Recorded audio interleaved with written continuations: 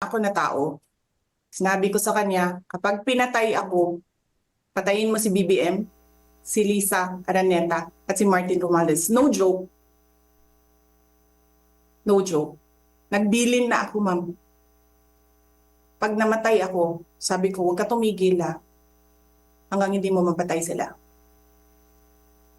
And then he said yes. Ilang beses inulit ni Vice President Sara Duterte na hindi siya nagbibiro sa kanyang banta na ipapapatay sina Pangulong Ferdinand Marcos Jr., First Lady Liza Marcos at Speaker Ferdinand Martin Romualdez sa oras na may mangyari sa kanya.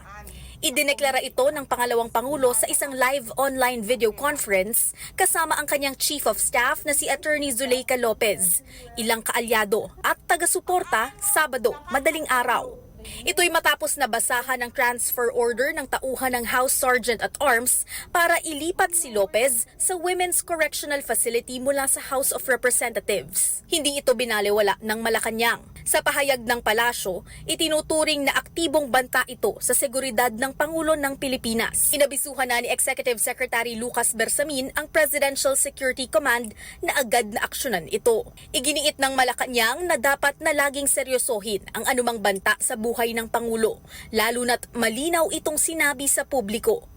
Hindi na idinetalye ng palasyo ang mga susunod nitong hakbang. Tingin ng political analyst na si Edmond Tayaw, posibleng taktika ni Duterte ang maaanghang na pahayag para galitin ang publiko sa administrasyon. Dapat anyang diretsahang sagutin ng mga kinauukulan, kabilang na ang vice-presidente, ang mga paratang at issue. My advice is to answer these allegations fairly and squarely.